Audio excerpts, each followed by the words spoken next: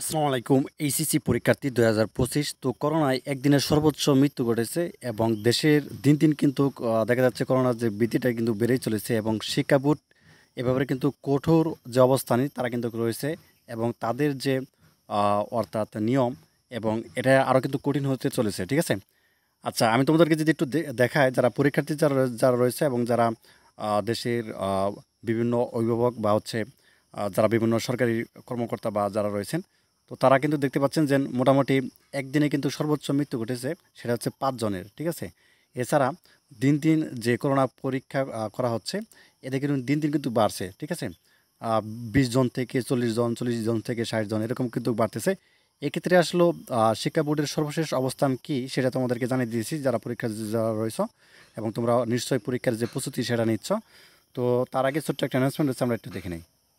আচ্ছা, যারা পরীক্ষার্থী যারা রয়েছে এর মধ্যে জানো যে গত বছরের মতো এবছর আমরা এইচএসসি ২০২৫ ব্যাচের জন্য বিজ্ঞান, মানবিক এবং ব্যবসা শাখার জন্য অল সাবজেক্ট সাজেশন দিচ্ছি। আর সাজেশন প্রাইস হচ্ছে ১৫০ টাকা। তো পিডিএফ আকারে তুমি হোয়াটসঅ্যাপ বা ইমেইলতে কিন্তু সহজেই নিতে পারবে। এটা হচ্ছে একদম শর্ট সাজেশন, ঠিক আছে? কীরকম মানে এক সাবজেক্টে তোমাকে হচ্ছে মাত্র ১৫০ প্লাস এরকম এমসিকিউ দেওয়া হবে, ১৫০টির মতন। আর ২০-২২টির মধ্যে হচ্ছে সৃজনশীল এরকম প্রশ্ন থাকবে, এখান থেকে কমন পড়বে।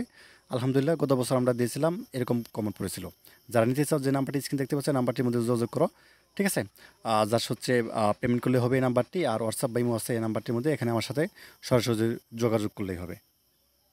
আচ্ছা, যেটা আমরা দেখতে পেলাম যে ৫ জনের মৃত্যু ঘটেছে এবং একই সাথে কিন্তু করোনার যে বৃদ্ধি এটা কিন্তু বাড়তেছে।